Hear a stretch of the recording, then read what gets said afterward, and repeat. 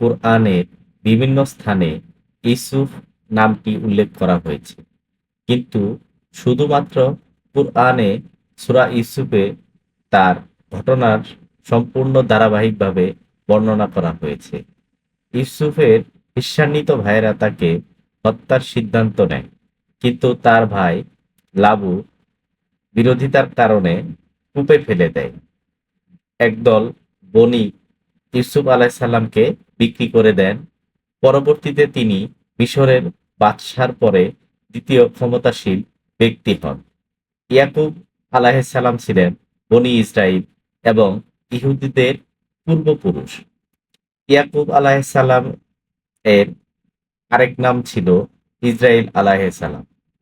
এ নামটি ইহুদিরা গ্রহণ করে, অর্থাৎ ইয়াকুব আলাইহিসসালাম থেকে আমাদের এই ইতিহাস শুরু হবে।